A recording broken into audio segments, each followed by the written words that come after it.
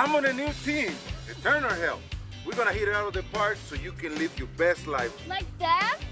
Absolutely. I like that. I like it too, Grammy. Let's go! 1, 2, 3, 4, 5, 6, 7, 8, 9, 10, 11. As your friendly local plan, we are committed to people of Massachusetts.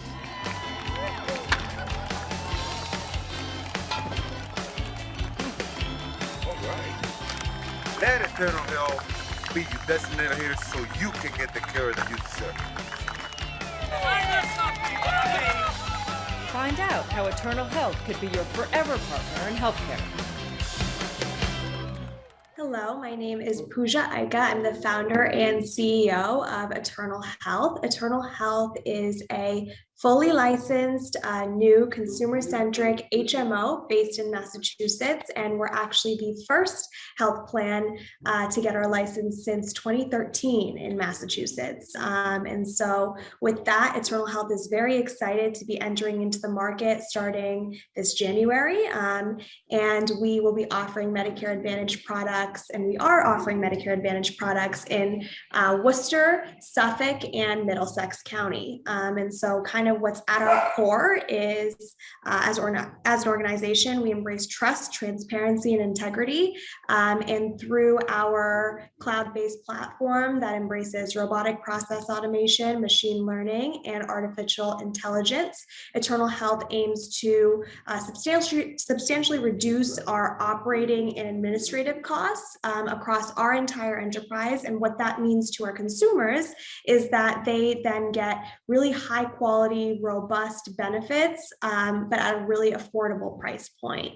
And so our goal is to be able to continue to bring healthcare costs down and offer products they're very affordable, accessible to all of our fellow Massachusetts residents, but are still really high quality benefits and products so that we can really enrich and empower a lot of the communities that we're working with.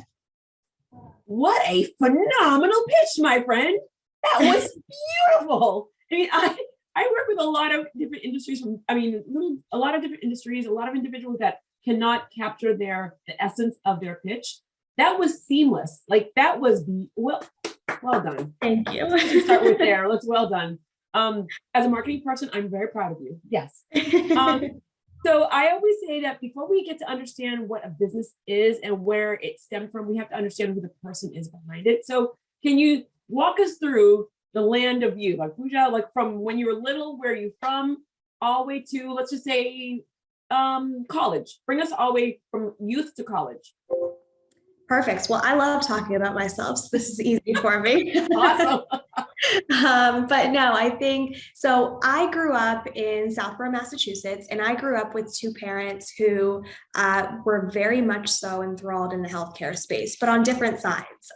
So my father has started multiple successful healthcare ventures within the space, but on the business side and on the technology side. So he, through him, I think I really fell in love with the startup world, and I developed a lot of my business acumen. I loved watching him build things from scratch and build teams of people from scratch. One of the first things he ever told me when I started EternalHealth was that, while product and while marketing and your pitch and everything's important, so much of it boils down to your team and people.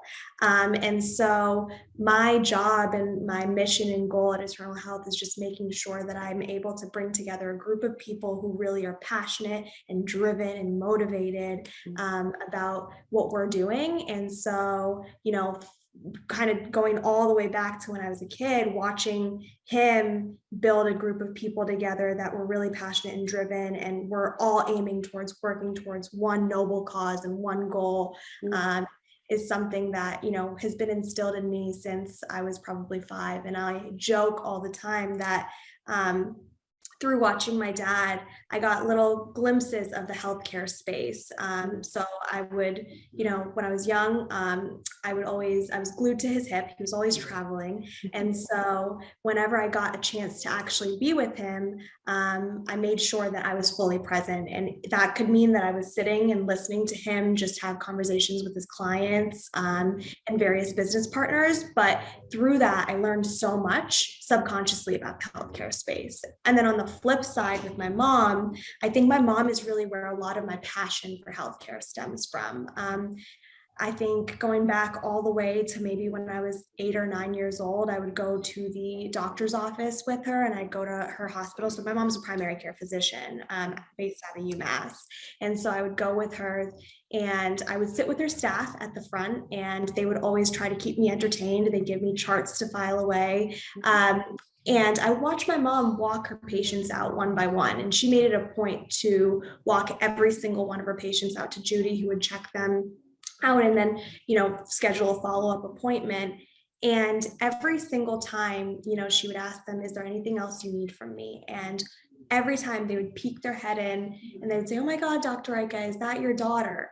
And my mom would be like, yes. And I would come out, I would say hi. They would ask me about what I was doing. And some people to this day who she spoke to about me maybe 20 years ago, ask her today, what's going on? What's Pooja doing? And on the flip side, she also asks them about her kids and their kids. And so this is something that, has been, sorry, my dog's in the back. That's another part of my life. That's totally okay. You know what? It's so funny. Dogs, cats, I mean, like literally, I was interviewing someone and a cat just like literally ran over the screen. I'm like, this is what's happening. So this is the fun things about podcasts. Anything can happen. And I don't care. Small businesses, we work through anything. So keep going. We're all good. So pretty much, with that, I fell in love with the individualized aspect of healthcare and the fact that, one person's needs are very, very different than another person's needs. And I also fell in love with the fact that my mom was able to really impact and better someone's life with her own hands and her own skills and her own tools. And so initially that really drew me to the provider side of things. Wait, I'm gonna stop you for a quick second. Are you the only child? I am, yeah. You are the only child. Okay. How were you not conflicted? Because you have two individuals that are in the house that are A-types that are that are in the medical field, but they're like, okay, I'm with the humans, I'm with the technology business side. I go, how are they like? I go, but the humans need this, but the technology can do this. So where was it where you're like, how do I love them both. I'm seeing both their worlds. I'm obsessed with both of them. I'm embedded in both of their worlds.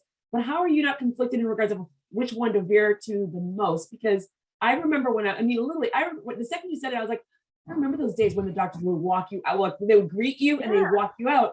You see the nurse practitioner, but the second they're done typing, they're gone and out of their computers. And that essence is missed in certain communities. And so you're living both. It's like you're living dual worlds, because an individual in med tech is just like, they're passionate, they love it.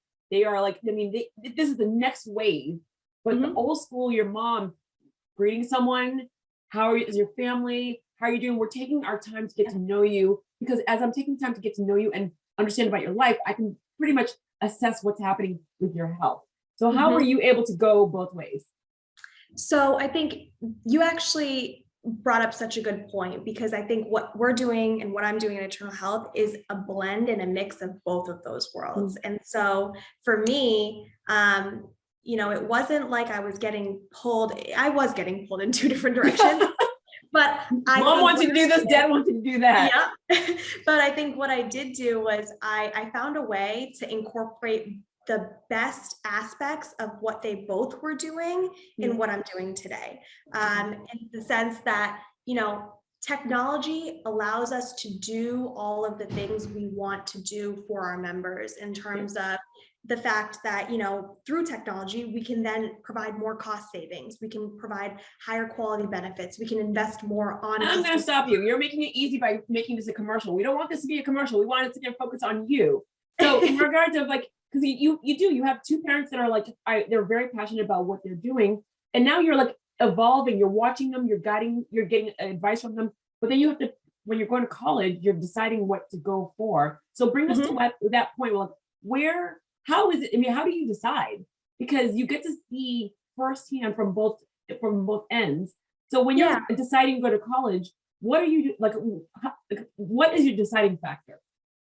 So for me, it was figuring out what I was good at, because my mom is great at what she does. My dad is great at what he does, but I wanted to find something that made Pooja great at what Pooja does. And so for me, I had to really take a moment and think through what my skill sets were.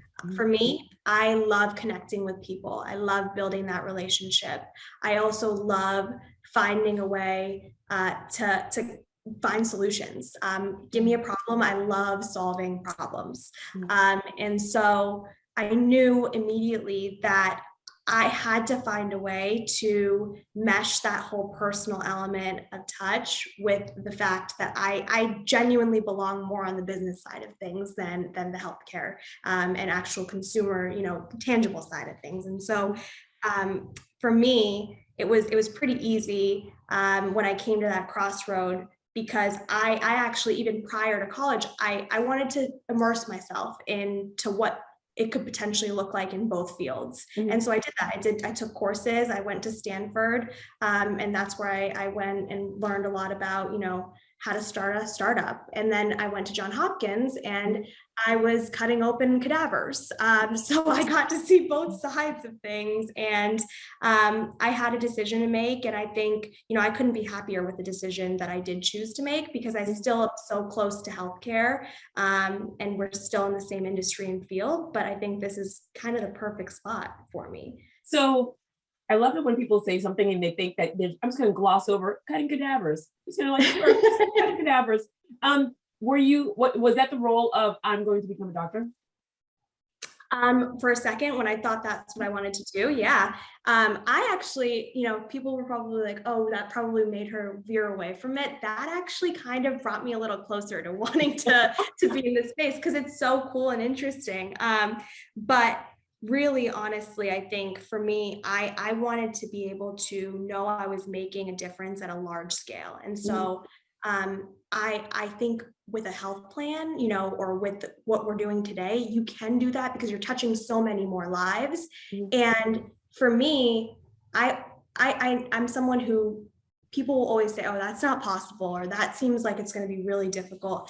I don't believe that anything is not possible. So when people were like, oh, how are you going to incorporate the whole relationship building aspect in a health plan? Health plans, that's not the nature of a health plan. The nature of a health plan is just to kind of navigate you through the healthcare landscape. And so for me, I love how you say navigate through, where most people, when they think about a health plan, unless you're associated with a business, they just kind of do it for you. It's literally not a plan. It's a disaster on a good day. And so we'll dig deeper into that in a moment, but I still want to stay with you for a little bit more. So you're in school, you go through the process. I mean, so you're at Stanford first, then you go to Johns Hopkins, or is it, which one came first? This is before college. This is me. Yeah, this was me just doing courses over the summer, because I was really trying to figure out where I wanted to end up. Okay. This is right after high school, or this is during high school? This is like my high school summer, my probably junior year of high school. Okay, junior year of high school. This is you're like the best internship program that you could possibly be in. And thank goodness that you did it, because I always tell people, why is it that before you buy a car, you test drive the car? Or if you want, before you buy a house, you go around the neighborhood, but yet for a job, you just jump into the first job that's given to you. And then you realize, oh, this is not the place for me. Internships are the best way to go. Summer during the years, which is great. So you went to these different programs. How did you find them? Because I think that one of the things that young kids right now, they don't know how to navigate trying to discover a plan. They're like, mom and dad told me this, I have to do this, or people in my neighborhood or my school are doing this, so I think I'm supposed to do this. How did you navigate it in regards to figuring out these programs? Honestly, I went online and I just kept digging. I kept digging because just like you said, my mom and dad wanted me to do two different things. They wanted me to, my mom wanted me to do one thing, my dad wanted me to do another. And I was inclined to want to, like, I wanted to listen to them, but at the same time, I wanted to build my own kind of path. And so I knew that if I didn't kind of take initiative and take charge, they would have enrolled me into something and I would have been doing something anyways. So I had to kind of figure out what it was going to get me excited. And for me, I don't love sitting in a classroom and behind a screen and just trying to, navigate through it. For me, I want to be in the weeds. I want to experience things firsthand so I can make the right decision. And so these courses, what really attracted me to them was the fact that they were really tangible courses that you kind of got thrown in the weeds. Like on the business side of things, they made me write a business plan for a company that we wanted to start as a team. And then with John Hopkins, they, took us on multiple different, simulations where we even actually at one point were training to have proper bedside manner with patients. And like, there was a course on how to engage with patients. That's wonderful. That is amazingly wonderful, because that right there needs help too. Yep, exactly. And so it was as tangible as you could probably get. And that helped shape what I loved and didn't love. I think, for me, through high school and even through college, a lot of it was just navigating through, what is it that I like? What is it that I don't like? What is it that I'm good at? What is it that I'm not as strong at? And then finding ways to strengthen those things that I might not have been as strong at, but then also finding a way to highlight and showcase the things that I am good at. What college did you go to and what was your major? I went to Babson College and I graduated. So did you go there too? I did my MBA there. I didn't know that. That's awesome. Yes. And so I graduated. So we have concentrations. They're pretty much the same thing as majors, but with entrepreneurship. And so that's kind of my bread and butter. And I knew right out of college, well, even while I was in college, because technically I incorporated eternalHealth while I was in college, I knew I wanted to do something on my own. I didn't know what it was at that point, but I knew I wanted to start something on my own in the healthcare space. So one, I'm super happy that I'm with an alum now. Like, I was super happy before, but I'm so excited that you're alum. So my business is my capstone from 2009 because the world imploded. You were like a wee little girl. The world imploded in 2009. The recession happened and 111 companies went live from Babson because we were unemployable. Like MBAs were like over, like we were like, no one was going to touch us. So we had to go live. I don't know how many of those 111 are still alive, but I'm still alive 12 years later, which is crazy. Babson is known globally. I mean, like it's very unique. It's a very unique school where not a lot of people are aware of it, that it's in Massachusetts, because the Harvard and MIT years was over. MIT and Harvard overshadows 215 universities and colleges that we have this beautiful state of ours, which is kind of funny. But globally, Babson is known throughout because people really understand the essence of entrepreneurship and how they really want to be surrounded by entrepreneurs. So entrepreneurs from all over the world have either come in, they've sent their kids there. Toyota came to America, wanted to make sure that he wasn't giving his business to expats. Basically said, I want to learn how to be an entrepreneur the right way and not just do things traditionally in my culture. But then you're seeing a lot of entrepreneurs from all different industries, music, et cetera, coming through Babson, which is amazing. You are now there. You come from a medical background, in essence. You are with all these entrepreneurs from family-owned businesses, from, we'll call it, like, I'm going to come up with my own idea, my individual that I've had in this career my entire life, and I've just decided to career switch, but now do it on my own terms. How are you not just, one, mind blown, but two, how are you like, holy crap, this is like content overload. How am I able to fine tune what I want to do, knowing that it's the noise, good noise, but the noise from mom and dad, noise from the experience that I've had from Stanford, from Johns Hopkins, but also just like I am with kids that are my age or not my age, that are just like, they came in here knowing 100% what they were going to do. How are you able to sit there and take all the noise, package it very well, and get to the point where you have this business and then start talking about the business for us? Yeah, so that's a good question, because I think the first year or two, I struggled with that a little bit, if I'm being honest, because at that point, I had already made the decision, right? Like Babson is a very much so business focused school. Like there's not a lot more you can do and learn out there than that. And so I'd already kind of made the decision of knowing that I would not at least take the conventional provider route, right? Like guy going to Babson, that decision was made. And so in the beginning, for a little bit, I think I did struggle with it. I wanted to know internally that I made the right decision, because a lot of what I was going through, I think I was also just, new to college. I was figuring out that landscape. I was away from home and I was figuring that out too.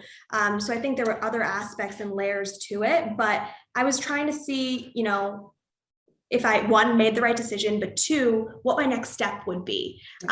And so after I, got comfortable at Babson, and I got kind of empowered by the classes I was taking and, my relationships with my professors and whatnot. I then realized that, I did make the right decision, and I do want to be in this part of the world. But then it was about understanding what kind of business I wanted to have, or what kind of impact I wanted to leave.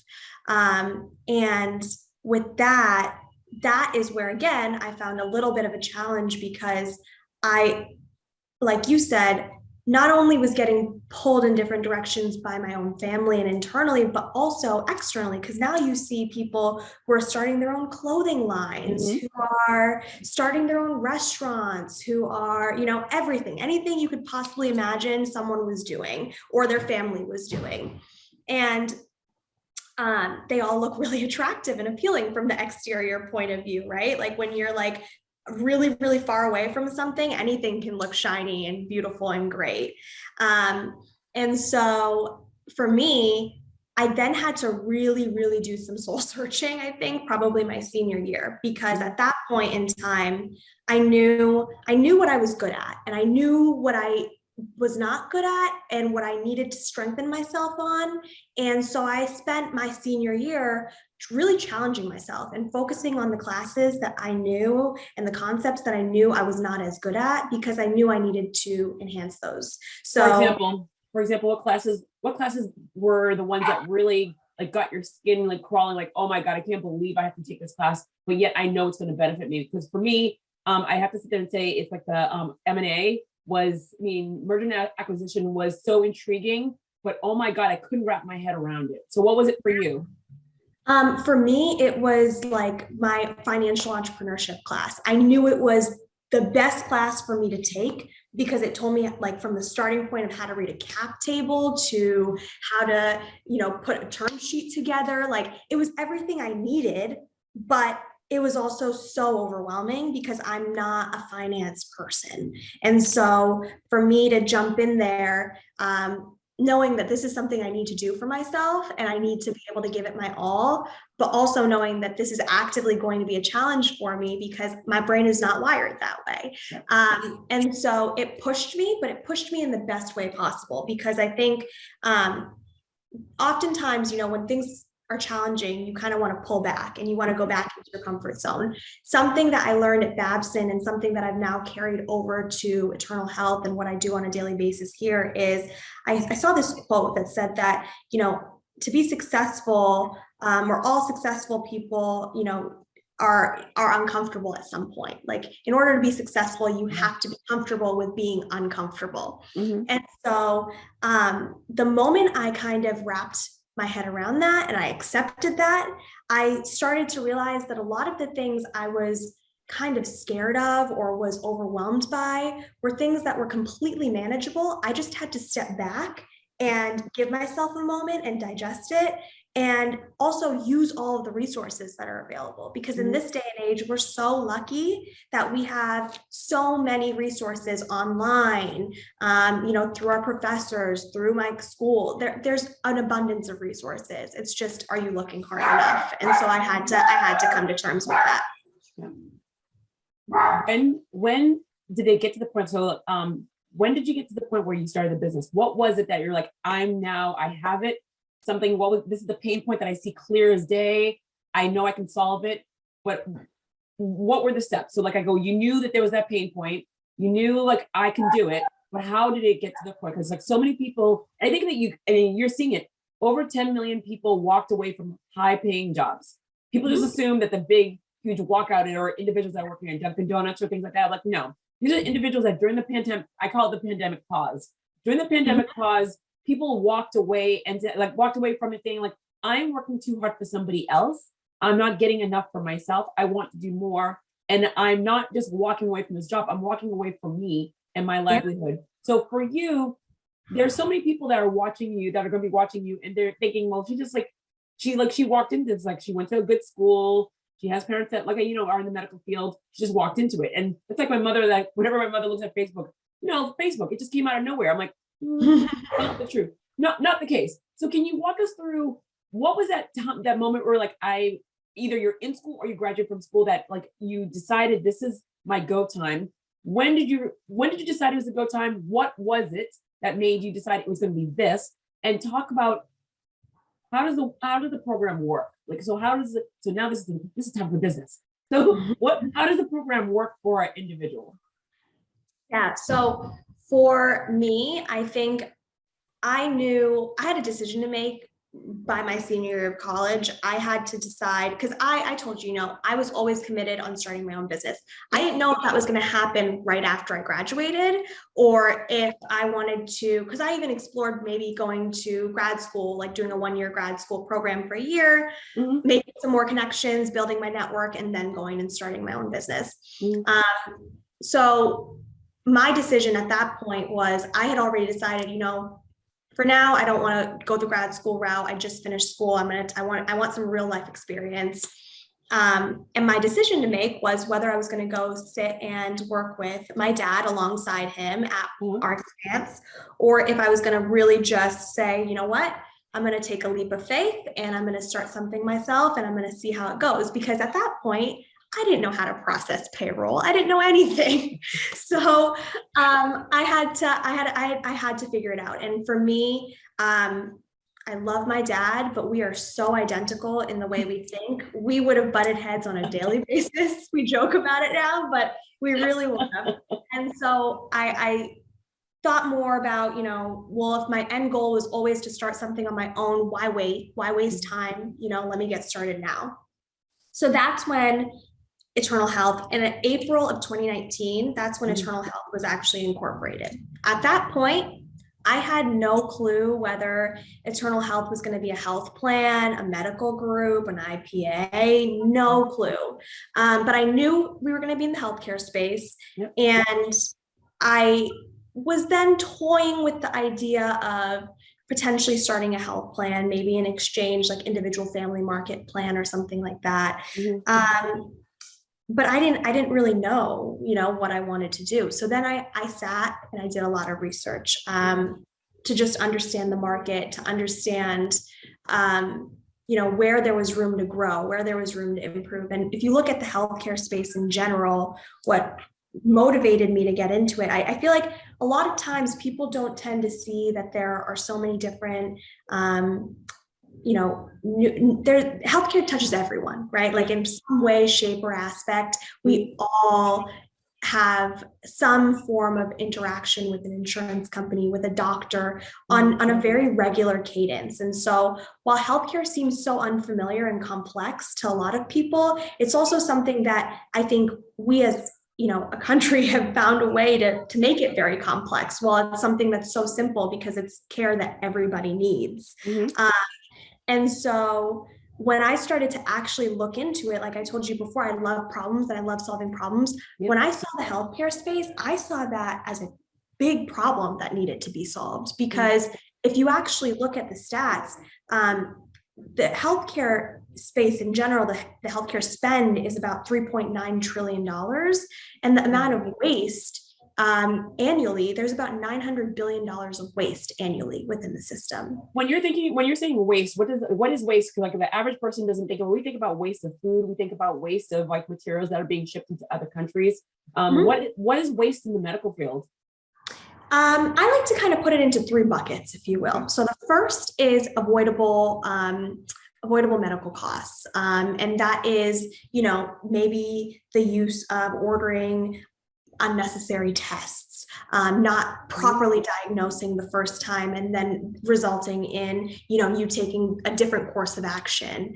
And a lot of that, again, I can bring the blame right back on the payer side and the health plan side and say a lot of that comes from the fact that, we overburden our providers with so much administrative work that they spend less time now with the patients because they only have a certain amount of time through the day. And so it's about understanding that and learning that. And then the second bucket is your administrative waste. So you mentioned something about, people wanting to find something that motivated them, especially during the pandemic. What you see a lot in healthcare is that because a lot of these health plans run on really antiquated, older platforms that don't really embrace state-of-the-art technology, a lot of people end up being paper pushers and they end up being really siloed in their job. And that's not satisfying for them, nor is it fulfilling, right? Like you're not making a huge impact. And all of us, that's what we crave as humans. Like we want to make sure, we want to leave something, a lasting impact and our presence somewhere.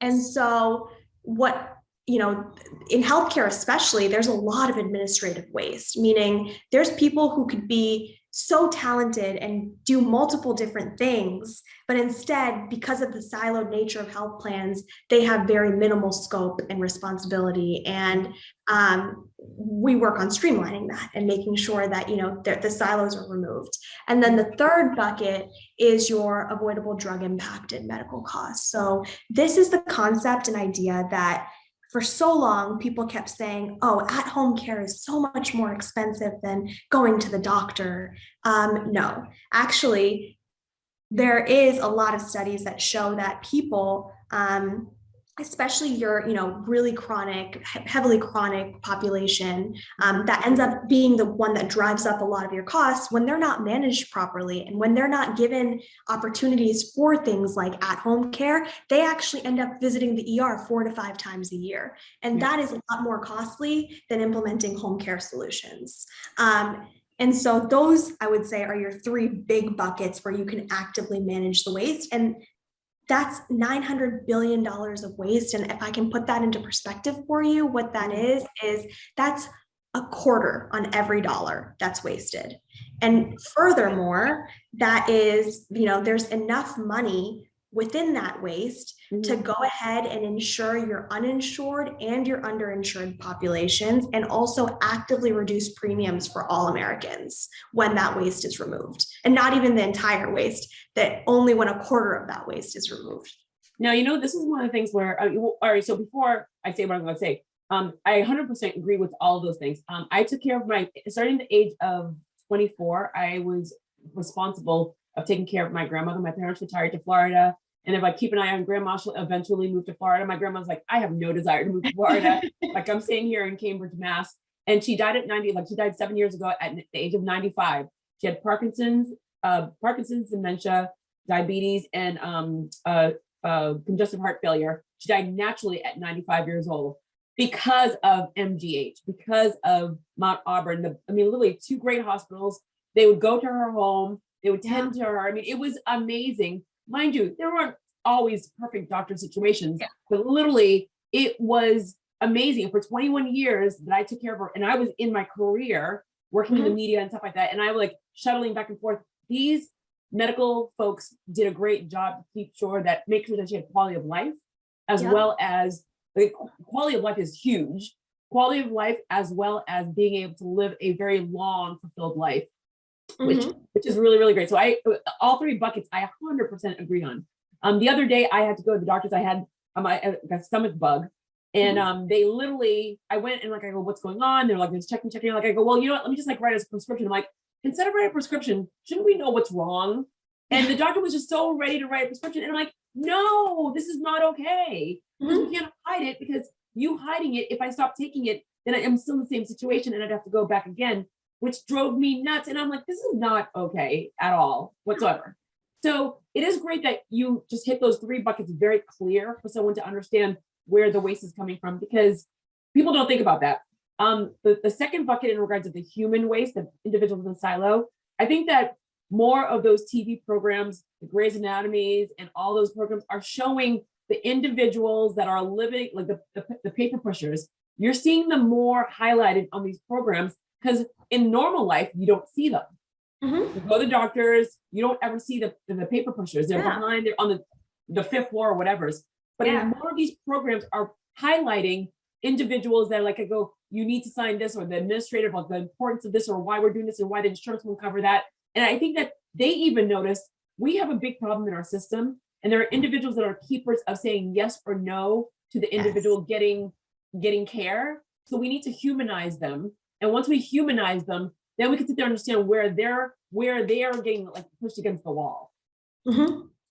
Definitely. And I think, I mean, you hit the nail on the head in terms of humanizing healthcare and health insurance specifically, because one of the things that, you know, I've been so committed to doing is making sure people understand that within our own organization itself, that every individual member or beneficiary that we deal with, their needs are very unique and different. There's never going to be a cookie cutter, you know, process that you can put in place and say, okay, all members will fall into this little, you know, cookie cutter image. It's not going to happen.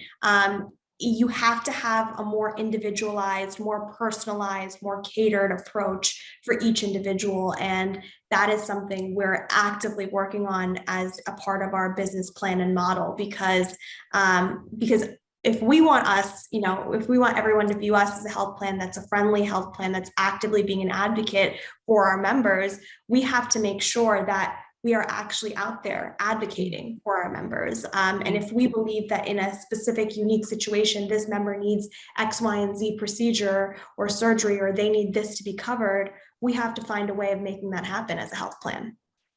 You decided to enter in one of the hardest fields. I mean, especially we're in Massachusetts where bio is huge. I mean, life sciences, the best hospitals in the world. Just recently, the head of Blue Cross Blue Shield decided to step down. And I remember going to, like, I'd have to say probably 12 or 13 years ago, I went to a diversity and inclusion, which I'm anti-diversity inclusion thing. So when I go to these events, I'm kicking and screaming. But this one in particular, I loved because I went and they had a panel, usually it's, you know, a Black person, a white person. They had individuals that were on the panel that were all mixed. So half Japanese, half Black, I mean, it was amazing. I had never seen this before. It was just, it opened my eyes. I'm like, there you go. This is diversity for me, being first generation born in America, being Haitian. Let's just show what diversity is. It's not just Black or white. And one of the things, like, so he came up and he introduced everyone, but before someone asked, like, why do you care so much? You're head of Blue Cross Blue Shield. Why do you care so much? And he said, he goes, when I was younger, my parents allowed everyone to come into our house. Like, we were inviting people in our house all the time. I grew up only knowing and seeing everyone. So in my workplace, in my life, it's weird to me if I walk into a situation and it's not everyone at the table. So you're coming into this. You are in the diverse pool, like we are in a diverse pool, but we are in a very, very hard, you are in a very hard pool in regards of coming in with a brand new plan. Brand new plan in a very archaic community. So how was it for you? Best way to say it. So how was it for you to create with a brand new plan in a very archaic community? Because I'm sure you coming in, everyone's watching you. Everyone's watching you. So what was it? What was that process like for you to develop this? Now you're coming in here and trying to push your way in, and now watching everyone keeping an eye on who's this Pooja? Where is she coming from? What is she doing? Yeah, no, I think, I mean, to your point, for me, it's not just race, it's gender and age, all three of them, because in the health plan, healthcare world, you see a lot of executives, but they're all male executives. And I'm even seeing that in my talent pool as I'm trying to hire my staff, because I'm really trying to be very mindful and thoughtful about who we're bringing on board. And it's a hard talent pool to kind of navigate through because there is a lack of diversity at times. And not just racial diversity, I think, racial, gender, and also age diversity. And so that's something that, for me, I know all eyes are on me at times because we're the new kid on the block, right? We're here in a market, like you said, that hasn't seen a lot of innovation or disruption in a while. And Decades, not in a while, decades. And so with that, I think there's definitely certain challenges we face on a daily basis, but there's also so much of a reward. I think one of the things you said about, letting anyone into your home, I attribute a lot of this actually to growing up with, I went to private school, 2 private schools, but because of that, I had in my class people who were boarders from China, who were boarders from Japan. Like I was immersed in lots of different culture. One of my best friends, 2 of my best friends from high school, one lives in Hong Kong and the other is from Nigeria. So it was really a melting pot, which I think I can attribute a lot of my, appreciation for different cultures and traditions to that, because I was immersed in it very early on. And it kind of broadened and opened my eyes to, the whole global perspective. But in addition to that, on the flip side, I also grew up in Southborough, Massachusetts, which was a predominantly white community. And so when I was in public school, I was one of the only Indian kids in Southborough. And so there were often questions and things that, people would have about our culture, about religion. And it was not just, children are children. So sometimes they're going to ask a question. It's going to come across a little mean and a little rude. And I think that comes from also being in a sheltered, area and neighborhood. And so it was hard. It was hard, because I spoke fluent Telugu at home with my parents and my grandmother and grandfather. My grandfather could speak English, but my grandmother could not. So it really felt like I was living 2 different lives, one at school and one at home, and they were very separate and siloed. And so that then it kind of made me resent a part of my Indian culture for a little bit. And then the moment I went to college, and I was thrown back into such a diverse pool of people, I started to develop such an appreciation for everything that my Indian culture had. You push away for a little bit and then you realize, wait a second, like this is what makes me special. This is what makes me who I am. My Indian culture is what makes me care so deeply for people. It's what allows me to connect on a deeper level with people, because that's how, we're culturally taught to, and that's how I was grown up. I think that's one of the things that I think that everyone goes through that stage where like, oh my God, I don't want people to know that I'm Irish or I'm Polish or I'm Haitian. Like we go through that stage, and then depending on where you go to school or how you travel. I mean, for me, I worked at the summer camp and all the counselors came in from all over the world and they were traveling by themselves. I'm like, what do you mean you're 16 years old, you're traveling by the world by yourself? And we're like, my parents trust me, I can do that. And you're like, oh, and then when I started traveling around the world and you realize people are curious about you. People want to really genuinely get to know who you are. Exactly. And that I think embracing that and really being confident in who you are is what makes you so genuine and what makes people feel like they can connect with you. And so I have a little cousin now who looks up to me, and she's 12, and she, I don't want her to ever feel like there's anything in this world that isn't possible or attainable that she can do. And so I want to be able to demonstrate that, listen, I'm in a highly regulated space where most of the times when I walk into the room, they don't expect someone like me to show up. But through that, it's so important to be resilient and perseverant, and also take certain things with a grain of salt, because that is what it is. Because ultimately, if you feel confident and if you feel like you are doing the right thing and leaving the right kind of impact, and if you can handle the adversity and the pushback that you might get sometimes, every moment of it is worth it, because I hope that I'm allowing for more people who look like me and who are similar to me to kind of come into roles like what I'm in today. And I want to be able to foster that kind of growth and development within my team as well here, because I have such a great, passionate group of people here. And some of them, are seasoned executives who've been in the space for a long time, but others are people who don't really have a lot of experience in healthcare, but come with so much passion and drive and ideas that they want to be able to think outside of the box. And quite honestly, in a space like healthcare where you do need a lot of disruption and things have just not changed in so long, don't you want people who are really going to be like, wait a second, I know this is how it's been done for all of these years, but I have a few ideas. I think it can be done this way. And I think we can do it compliantly still. And I think we would actually be a lot more efficient this way. Like, you want people who are going to think outside of the box and actually break those boundaries and barriers. I am a audiobook junkie, audiobook junkie. I mean, because I move so fast that I need to, whether I go for a run or whether I'm doing dishes, really, my house is clean because of every audiobook that's out there. A couple weeks ago, I doubled down. I listened to Indra Nooyi and Kevin Hart same week. It was so amazing, because I was so shocked that Kevin Hart made it to New York Times bestseller. I don't get it. I mean, he's funny, but I want to know why. And Indra, I've just been a fan of hers for years.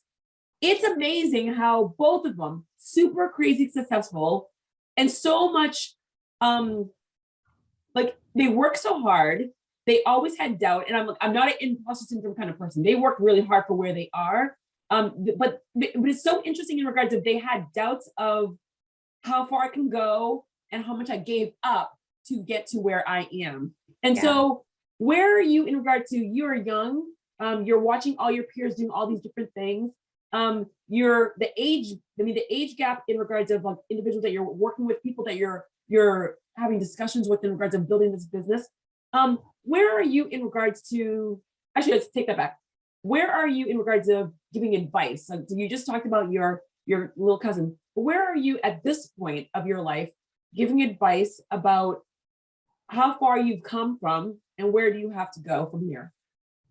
Yeah, I think the first thing I always say when I'm talking to anyone is I humble myself, right? I'm like, listen, I am really proud of everything we've done thus far. I've still got a long way to go. But in terms of giving advice, I think I get advice back from my 12-year-old cousin too. I don't think I don't think age correlates to your ability to give advice. It's life experiences. And so I think at this point, I have been through a whirlwind this past year, kind of going through things that I don't think a lot of people even are able to understand, the intricacies and the aspects of it, because myself, I didn't know what I was getting myself into either until I was actually in the weeds. And every day is a new experience and a new learning opportunity for me and the rest of my team here. And so the advice I think I can and always do give really comes from a broader perspective of never giving up. I think no matter how hard things get, never give up, especially if you know that what you have and what you are doing is going to make a difference. Don't give up. And I tell this to my team all the time, but if everyone could be doing it, and if it was easy, everyone would be doing it.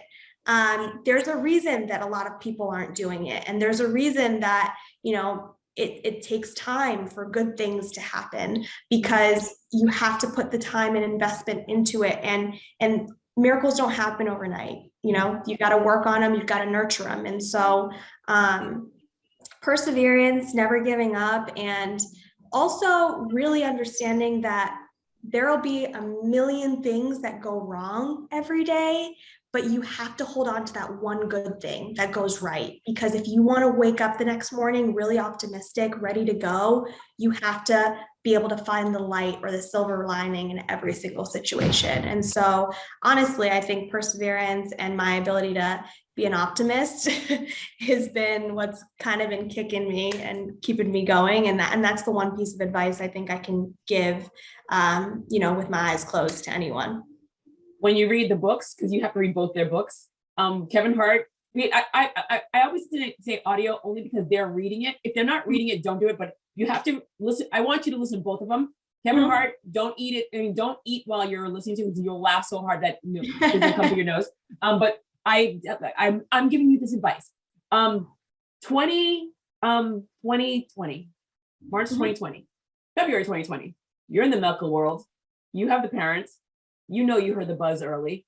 And then all of a sudden you're doing this, but then you're like, I go, what's this thing happening? And then March 2020, we're all closing down. We, the world, marketing, we're closing down. You, medical world, not closing down. Talk to me about what happened for you from March 2020 to where we are now, close to 2 years later.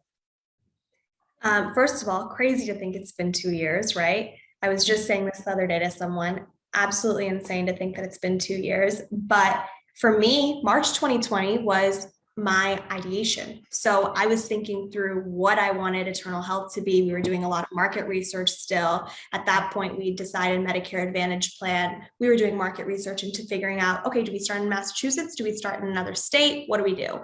And so at that point, it was just me and a consulting company. And then soon into October, we'll flash forward a little to October, I hired my first employee, which was my best friend from Babson. And she was working at PwC and she decided to come join.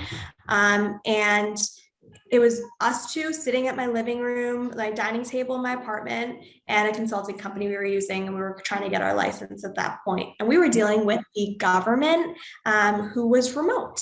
Yep. And we were trying to get in contact with people. Something as basic as a first conversation was so incredibly hard because the staff at the Division of Insurance were overburdened. I mean, they were doing so much, and they had to then adopt from working in the office to now implementing everything and having home solutions and being able to do the same kinds of tasks they were doing before, and also managing new plans like me that wanted to come in. And so it was really hard navigating through that.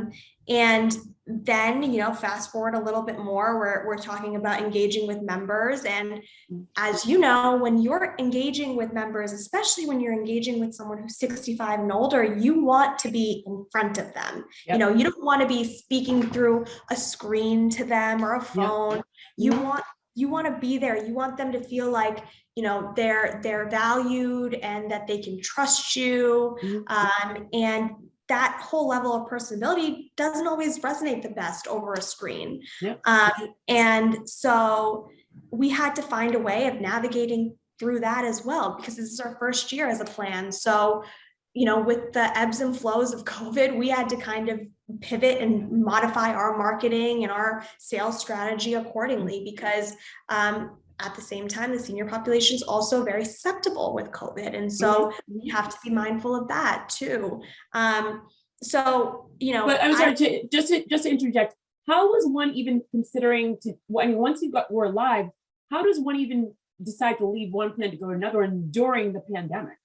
Yeah, no, I mean, it's one of those things where I think for us, we were lucky because the products spoke for themselves, right? Like in the market, like we made sure we had very sustainable but high quality benefits, and we were very competitive in the market our first year. But in terms of a member actually knowing how to do that, they're talking to their brokers, right? Like their broker is their kind of guiding force. And so what we did was we actively started working and partnering and educating the brokers on what we had to offer. We were doing that simultaneously with also educating members, because what you said, just about how does someone know, it's so confusing for people to know, okay, I'm 65, now I've got 3 months to get enrolled into a plan, or else I'm going to get a late enrollment penalty. Like that's not something you should just know off the bat, So for us, I think as a new plan and as a plan that is new in a market where a lot of names have been around for years and years and years, we knew we had to come in with a little bit of a different approach. So we said, okay, we want people to know about Eternal Health, but we also want to educate the people of Massachusetts, because how many times have I heard so far if you ask someone, oh, who's, you're a Medicare, like, are you on original Medicare or are you on a Medicare Advantage plan? And sometimes they're like, I don't know. Yeah. And they don't know until they take out their member ID card. And so something even as basic as that made me realize, oh, wow, there's a really large gap here. And there's a lot of room for us to be able to really educate the people in Massachusetts, because in order for them to make a decision about, oh, do I move plans, or can I even move plans now? You've got to educate them. So education to us is what we believe, is the right thing to do for all beneficiaries, not just our members, but anyone who wants to listen to us. We want to educate them because we want our members to make empowered decisions about their care. We want them to feel confident in the decisions they're making about their care. Well, I think that's the overwhelming part, because most people don't think about this until something's wrong. Something's wrong with their family, things like that. And you're right. Pulling out your card, I don't even know. I don't remember the last time I ever pulled out my medical card, just because it's part of the data system. It's just there. They just go with it. And so most people, and thank God you said the word education, because so I was a former teacher before I went into media. And I think that people forget that you're the keeper of the knowledge. And because you're the keeper of the knowledge, you literally are king and queen to anything that someone could actually follow through on, because I don't know what I don't know. And but you do know. And so if you educate me in regards of what I should know, we're in a better situation. And most places are like, sign on the dotted line. But what am I signing? Just sign on the dotted line. I got you. Just sign on the dotted line. Yeah. And why are you taking that extra step to educate? Because most people don't. Yeah. Well, two reasons. One, because I have grandparents and I have parents, and I would never in a million years, my one thing I always say is, if I don't feel comfortable enrolling my grandma in my own plans, I don't want to enroll someone else's grandma in them. And we did that. We enrolled my grandma. So yay, grandma. I wanted to feel that comfortable and confident in our products and what we were offering into the market. But the second thing is, it's mind-boggling to me, because from a business perspective, if I have more educated members, and if I have members who are really utilizing a lot of the consumer-centric tools we're pushing towards them, and they're engaged in their own care, and they're being as proactive as we are as their health plan, that's good for me, because that means they're staying on top of their own care. And in order for this partnership to really work, as a health plan, we have to do a better job of prioritizing things like preventative care and chronic care management, and really educating our members on the benefits and what's available to them.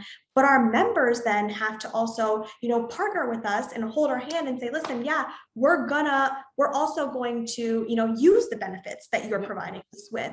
And we want to engage with, our app, so we understand, where there's various cost and quality improvements, or where my health status is, or if Eternal Health pushes them a preventative care reminder, great, we're pushing the preventative care reminder to them, but now they have to act on it, to set up appointment or set up whatever. So I think, people sometimes forget, or they don't want to invest the time and money and resources into it.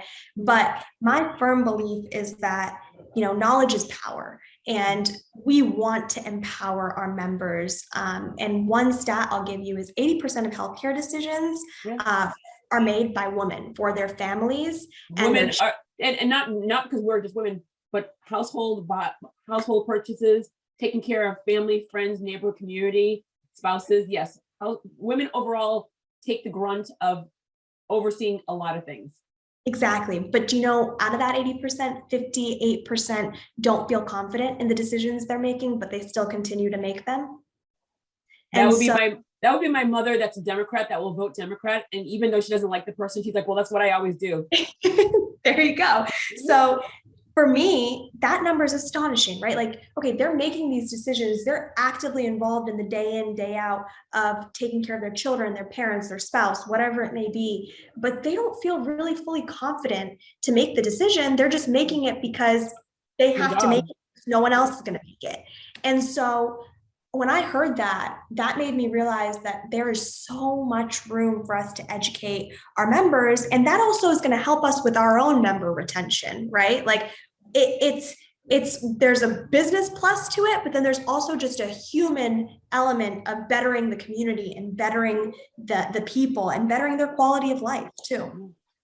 how was it that you took care of yourself, your team, your business, your well-being during this entire 2 years? Because you are young, you are starting a business, you are dealing with all this paperwork, but you're growing a team, and you are trying to really do as best as you possibly can. How are you able to mind, body, and soul take care of you and take care of your team?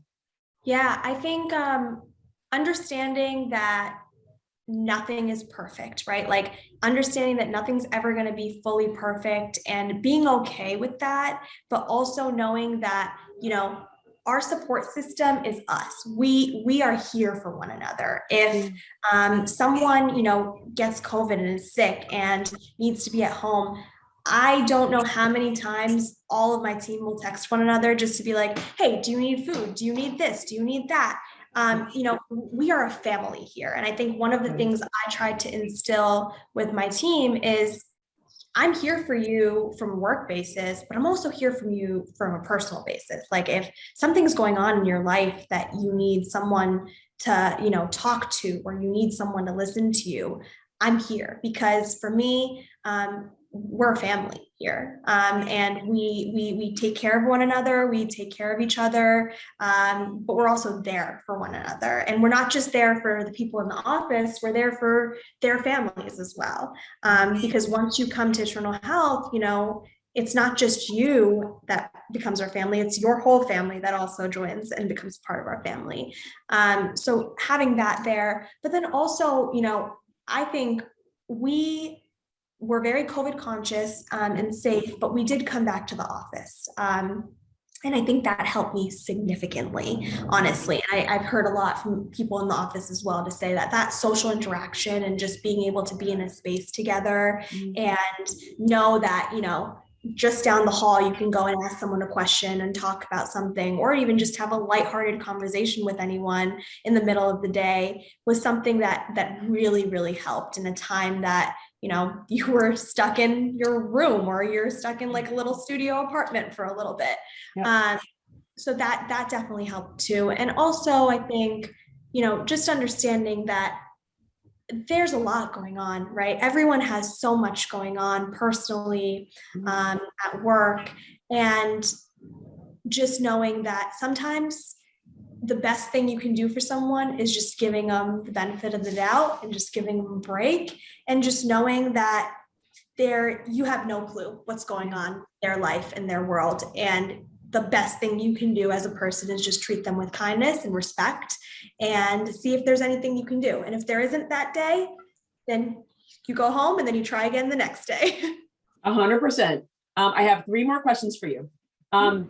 This industry is changing. It's changing very fast. You have the Jeff Bezos trying to get into the business. You have the Elon Musk saying, like, maybe this is the place I'm going to get into. You have the billionaires coming in because they've watched the system broken. Obviously, with NASA, they were going to space, and space was the first step, and now they're coming into the healthcare space.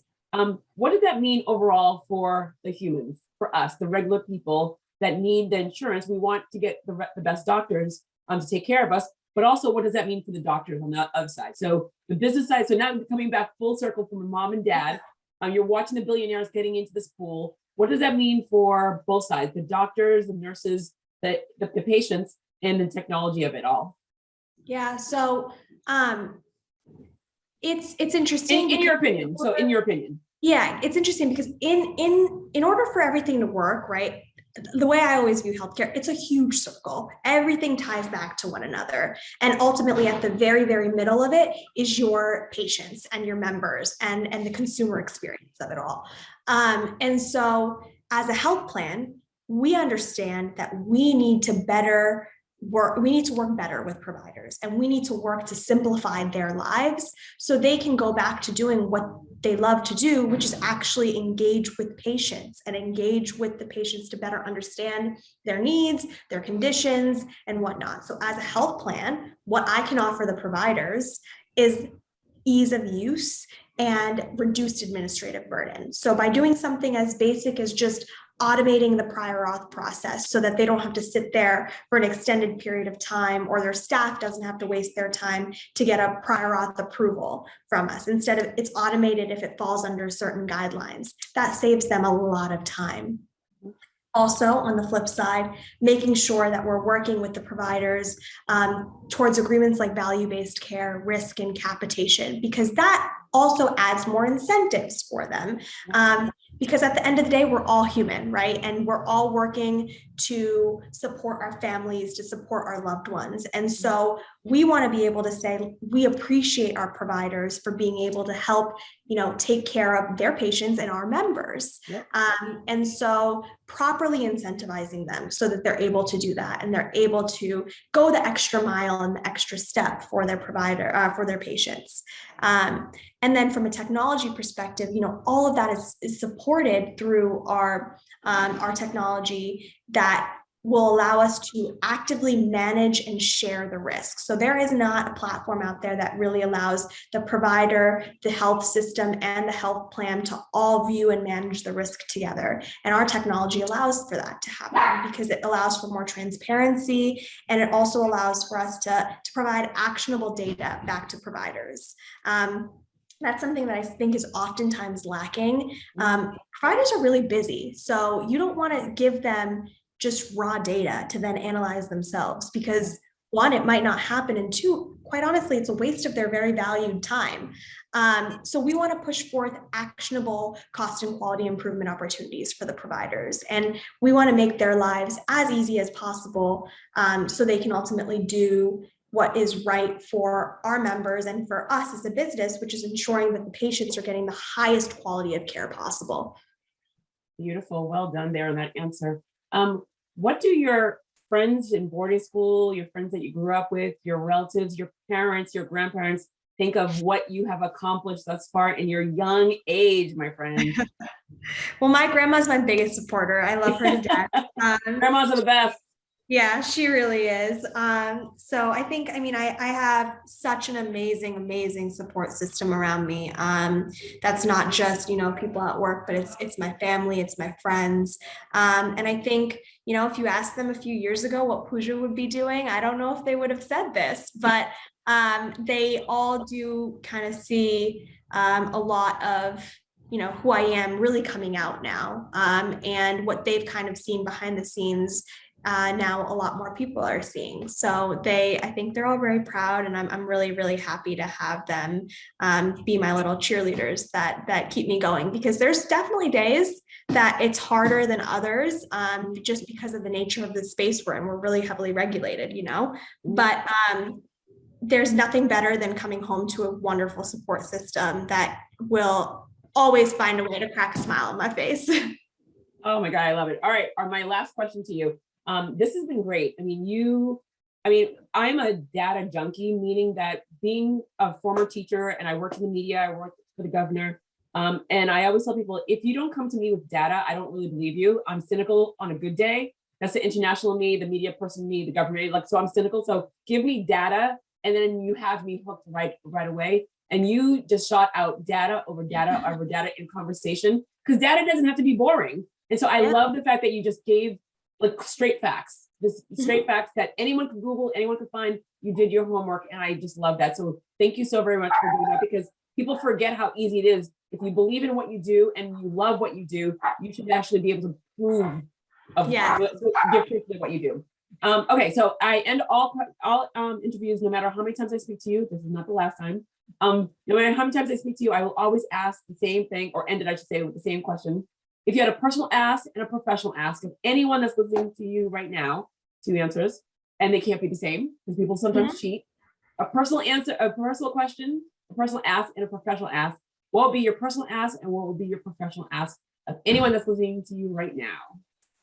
So my professional ask would be that we really, no matter what industry you're in, that we find a way to work on a lot of the inefficiencies in the space and find a way to ultimately improve the consumer experience, because at the end of the day, we are all consumers, and just finding a way to better that, and to also understand that, in a world that we live in now with COVID and everything going on like that, finding better ways to come together as a team and really just empowering those within your team and also, who you're serving, I think would be my professional ask. And also, I would love for everyone to be able to go in and learn more about Eternal Health, because I think what we are doing today is just the beginning of what I would like to do in multiple states. For us right now, we're setting up a showcase. We're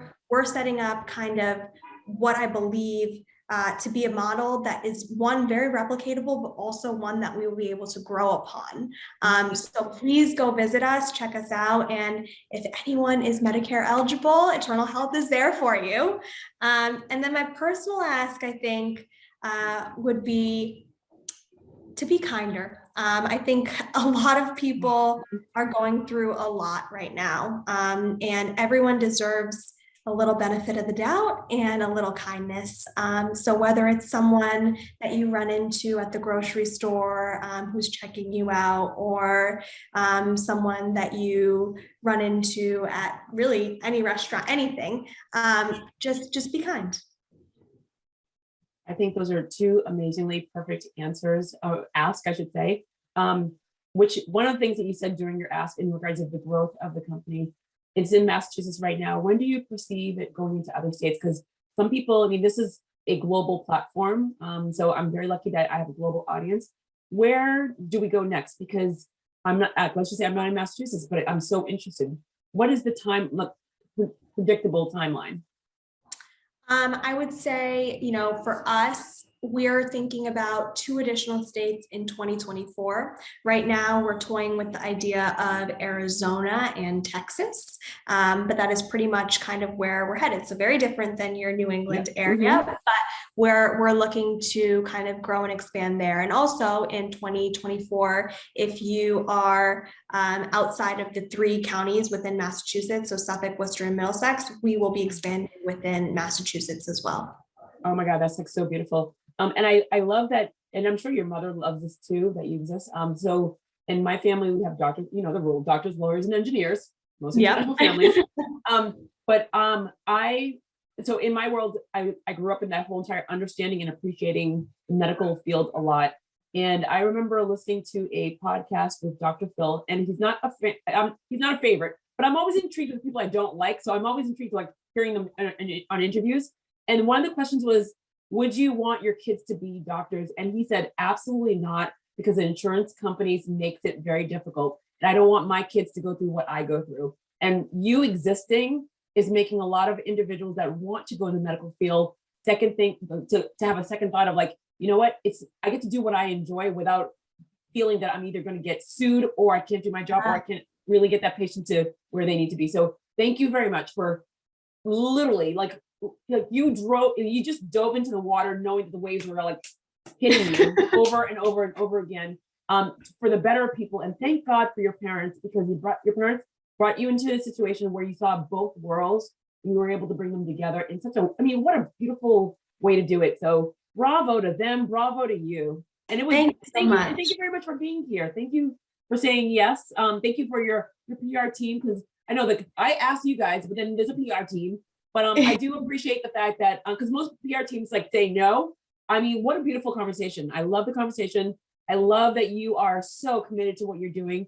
I love hearing about how where you came from and why you are doing this right now. But you are a doll. Like, thank you. No, I appreciate you giving me the platform and for having me on today. I think, what you're doing is incredible too. So I'm really glad I was able to meet you and talk to you today.